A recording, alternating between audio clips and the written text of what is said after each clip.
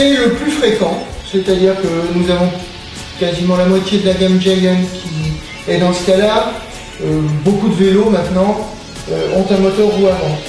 Alors quel est son avantage? L'un des principaux avantages, c'est que ça permet de libérer la roue arrière pour mettre dans le moyeu un Nexus, c'est-à-dire un changement de vitesse qui est intégré dans le moyeu arrière, mais qui n'a pas tous les inconvénients du dérailleur classique. Et évidemment, quand le moteur lui-même est à l'arrière, on ne peut pas avoir ce type de changement de vitesse. Le deuxième avantage d'un moteur sur la roue avant, c'est l'équilibrage des masses de votre vélo, puisque généralement vous allez avoir la batterie à l'arrière et le moteur à l'avant. Le moteur, c'est une pièce qui est quand même très lourde, et donc ça fait finalement un vélo assez équilibré. Alors quel inconvénient? Eh bien, certaines personnes n'aiment pas du tout cette sensation d'être tracté par la roue avant, encore que ce soit une sensation quand même assez ténue. Et d'autre part, il y en a qui soulignent le risque de patinage de la roue avant. Franchement, à moins dès qu'on atteint une certaine masse, moi je n'ai jamais personnellement patiné sur la roue avant, sauf peut-être dans certains terrains de gravier ou des choses comme ça.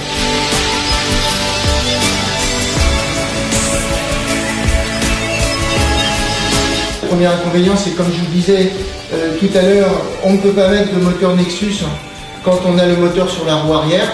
Il y a beaucoup de recherches qui sont en train de se faire là-dessus, mais en fait le moyeu est déjà pris par le moteur, donc c'est difficile d'y rajouter en plus un changement de vitesse.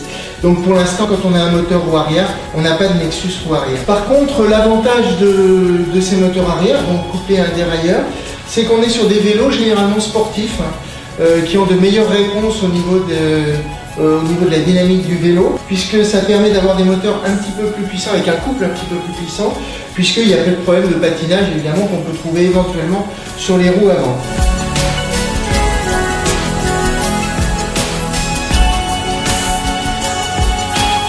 Ils ont des avantages théoriques indéniables.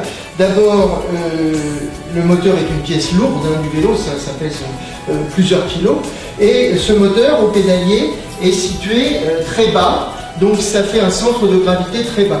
D'autre part, pour l'équilibre des masses, toutes les masses batterie moteur sont centrées au milieu du vélo, et donc ça fait effectivement sur le plan théorique des vélos qui sont très équilibrés. L'autre caractéristique de ce moteur pédalier est qu'il donne des sensations très différentes des moteurs de roue avant notamment. Pourquoi? Parce qu'on est sur un capteur de force qui va analyser à chaque moment votre appui et votre force d'appui sur la pédale et qui va vous renvoyer une assistance proportionnelle.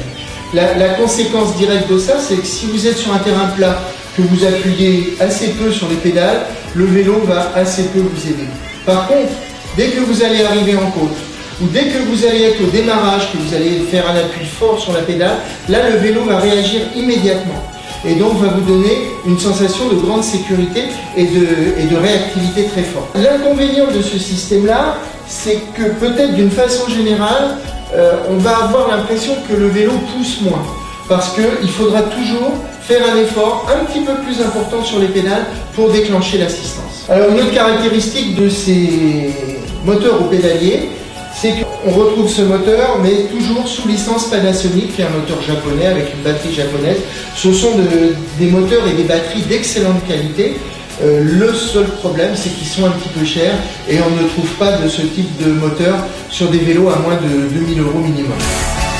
On ne peut pas dire qu'il y ait un des types de moteurs qui soit meilleur que les autres. Ça dépend complètement de vos propres sensations, de vos propres demandes, plutôt que de dire que tel moteur, le moteur pédalier par exemple, est meilleur qu'un autre. C'est vrai que sur internet on trouve beaucoup de gens qui sont un peu fanatiques des moteurs pédaliers.